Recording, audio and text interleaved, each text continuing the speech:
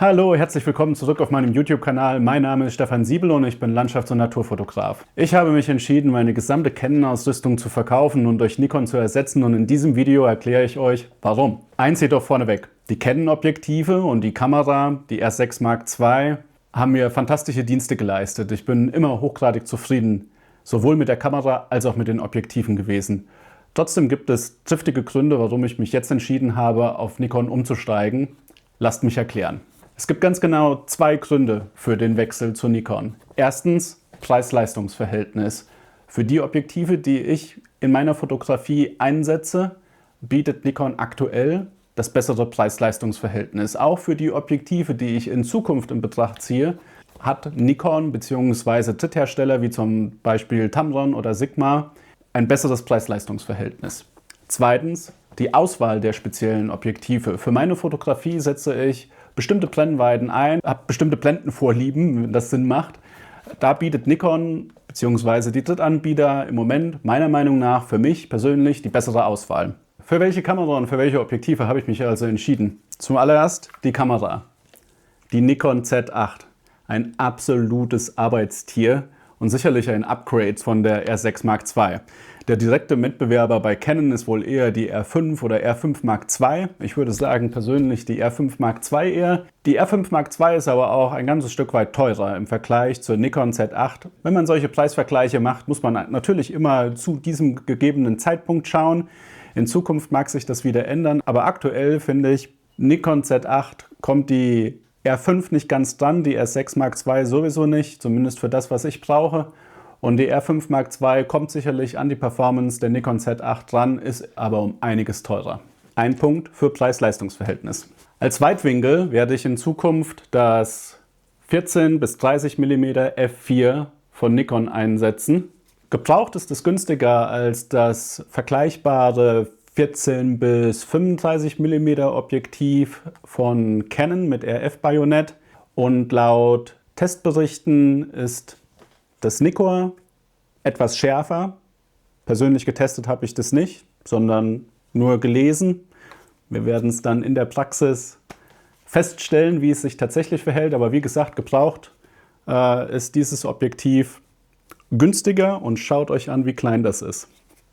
Das passt so in meine Hand. Super leicht, kann man immer dabei haben, und gerade für Landschaftsfotografie ist ein vernünftiges Weitwinkel immer gut in der Tasche. Zum Standard-Tele gibt es nicht viel zu sagen. Bisher hatte ich von Canon das RF 24 bis 105 mm f4 im Einsatz. Fantastisches Objektiv, habe ich mich nie drüber beschweren können. Das hat immer performt, das war leicht, klein, handlich, fantastisch. Als Alternative von Nikon habe ich mir das 24 bis 120 mm auch mit einer festen Blende von 4 gekauft. Auch ein großartiges Objektiv. Was mir daran gefällt, ist, dass es nach oben hin etwas mehr Brennweite hat. Das heißt 120 anstatt 105 mm. Ich denke, in manchen Einsatzbereichen, gerade wenn ich vielleicht die Familie fotografiere, könnte sich das als nützlich erweisen, ist aber sicherlich kein Umstiegsgrund gewesen, sondern einfach nur ein nettes Gimmick, dass das eben ein bisschen mehr Brennweite hat. Ich freue mich sehr, das 24 bis 120 mm von Nikon einzusetzen. Das ist jedenfalls mein Standard-Tele. Kommen wir zum ersten Telezoom. Für detaillierte Landschaftsaufnahmen werde ich das Nikkor Z100 bis 400 mm mit einer Blende von f4,5 bis 5,6 einsetzen. Das ist leider noch nicht angekommen, von daher kann ich es jetzt hier noch nicht zeigen. Was ich an diesem Objektiv toll finde, ist, dass es voll kompatibel ist mit den Telekonvertern von Nikon. Ich habe einen 1,4-fach Telekonverter. Das heißt, aus diesem Objektiv wird leicht auch ein kleines Wildlife-Teleobjektiv mit, glaube ich, dann 560 mm Brennweite und immer noch akzeptabler Blende. Das heißt, man gewinnt im Fotorucksack unheimlich an Flexibilität. Man hat ein langes Telezoom dabei für detaillierte Landschaftsaufnahmen, und wenn sich die Gelegenheit ergibt und man Wildlife fotografieren will, greift man schnell in die Tasche, montiert den Telekonverter und hat dann ein relativ langes und brauchbares Wildlife-Telezoom direkt mit dabei. Bisher habe ich von Canon das RF 100 bis 400 mm für solche Fälle eingesetzt. Das hat allerdings den Nachteil, dass es nicht kompatibel ist mit den Telekonvertern. Das heißt, man hat tatsächlich einfach nur ein 100 bis 400 mm. Es ist auch kein L-Klasse-Objektiv. was wiederum bedeutet bei Canon, dass es nicht wettergeschützt ist. Es ist zwar klein und leicht und auch verhältnismäßig scharf, aber es ist nicht besonders lichtstark und eben nicht kompatibel mit den Telekonvertern, was dazu führt, dass es mir da ein bisschen an Flexibilität fehlt. Die offensichtliche Alternative wäre das RF 100 bis 500 mm Objektiv, ein fantastisches Objektiv. Ich hatte es selber mal kurze Zeit im Einsatz. Wirklich fantastische Schärfe und klein und leicht dafür, dass es 100 bis 500 mm sind. Aber das kostet halt auch schon wieder richtig. Ja, ich glaube, aktuelle Preise ohne Rabatte sind so 3.200 Euro. Da kostet das 100 bis 400 selbst zum regulären Neupreis locker mal 1.000 Euro weniger. Also das von Nikon, das 100 bis 400 mm. Auf das RF 100 bis 500 mm hätte auch ein Telekonverter draufgepasst.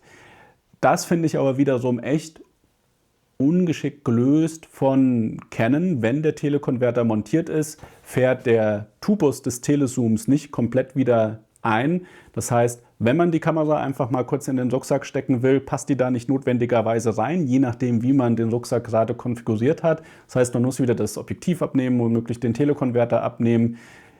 Im Feld, draußen beim Fotografieren finde ich das persönlich unpraktisch. Auch aufgrund persönlicher Erfahrung, wie gesagt, ich hatte das RF 100 bis 500 mm kurze Zeit, fand ich einfach unflexibel, habe es daher auch wieder verkauft, habe dann aber festgestellt, dass mir eben diese Brennweite fehlt, deshalb dann das RF 100 bis 400 mm Gebrauch geholt. Jetzt aber, wie gesagt, alles verkauft, freue mich wirklich schon darauf, das 100 bis 400 Nikkor Z einzusetzen. Kommen wir also zum vierten und letzten Objektiv. Das ist dieser Brecher hier. Das Nikkor 180 bis 600 mm f 5,6 bis 6,3. Dieses Objektiv ersetzt mein RF 200 bis 800 mm. Das muss ich gerade mal nachschauen. Das RF 200 bis 800 hat eine Blende von 6,3 bis 9.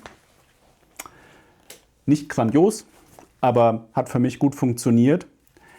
Was ich an diesem 180 bis 600 grandios finde, ist zum einen der Preis. Das ist günstiger als das 200 bis 800, aber natürlich bekommt man auch weniger Brennweite, nämlich nur bis 600 mm, nicht bis 800 mm. Und wenn man dann den 1,4-fach Telekonverter draufrechnet, kommen die preislich ungefähr beim gleichen raus. Das heißt, da ist der Unterschied nicht so wahnsinnig groß. Aber wenn ich die 800 mm nicht brauche, kann ich dieses Objektiv eben auch ohne Telekonverter einsetzen und bekomme damit ein lichtstärkeres Objektiv mit fantastischer Schärfe. Was ich auch richtig gut finde bei so einem großen Objektiv wie diesen Super-Tele-Brennweiten für Wildlife-Fotografie ist, wenn die Brennweitenveränderung komplett innenliegend ist. Ja, das heißt, ich kann hier zoomen und es fährt kein Tubus aus. Es lässt sich fantastisch bedienen. Was grandios ist, wenn man die Kamera jetzt hier hinten dran hat und die Kamera mit der rechten Hand hält und sich auf ein Objekt fokussiert, die Kombination von Kamera und Objektiv ist jederzeit perfekt ausbalanciert. Ja, man kann das leicht in der linken Hand halten, das Objektiv, kann dann mit Mittelfinger und Daumen zum Beispiel den Zoom-Ring bewegen und die Balance bleibt perfekt gleich, weil wie gesagt dieser gesamte Zoom-Vorgang innenliegend ist. Und man kommt, wenn notwendig, auch an den manuellen Fokusring perfekt dran.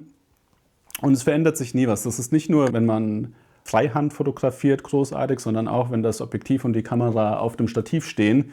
Ihr kennt vielleicht diese Gimbal, wenn man Kamera und Objektiv auf so einem Gimbal montiert hat und dann beim Rauszoomen der Tubus ausfährt, verändert sich das Gleichgewicht und der Gimbal funktioniert nicht mehr so gut. Kann mit diesem Objektiv nicht passieren. Beim 200 bis 800 fährt der Tubus sogar recht weit aus. Das heißt, im alltäglichen Handling hat das RF 200 bis 800 mm definitiv schlechter abgeschnitten, auch wenn ich mit der Bildqualität immer hochgradig zufrieden war. Ja, da gibt es nichts dran auszusetzen, aber auch hier wieder puncto Flexibilität und wie praktisch sind die Objektive. Für mich gewinnt hier aktuell das Nikon 180 bis 600 mm im Vergleich zum Canon RF 200 bis 800 mm. Ich hoffe, die Erklärung war nützlich für euch. Die Auswahl des Kamerasystems ist natürlich extrem individuell. Nur weil das für mich gerade passt, heißt es nicht, dass das für andere auch die beste Wahl ist. Es kommt sehr darauf an, was man fotografiert, mit welchen Objektiven man fotografiert, zu welchen Tageszeiten man fotografiert. Das heißt, wie lichtstark muss so ein Objektiv sein und so weiter. Das ist sehr individuell. Für mich passt, wie gesagt, im Moment Nikon am besten. Heißt aber nicht, dass Canon oder Sony oder wer auch immer die schlechtere Wahl sind. Das ist einfach sehr individuell und muss jeder für sich persönlich entscheiden. Ich freue mich jetzt darauf, das neue Equipment endlich einzusetzen. Kommen sicherlich in Zukunft auch noch ein paar Videos mit dem neuen Equipment dann. Wenn euch das Video gefallen hat, lasst doch ein Like da. Kommentiert, falls ihr Fragen oder Anregungen habt. Und wenn ihr möchtet, abonniert gerne den Kanal. Normalerweise bin ich nicht hier im Büro, sondern draußen in der Natur mit der Kamera und mache Fotos. Danke fürs Zuschauen und bis zum nächsten Mal.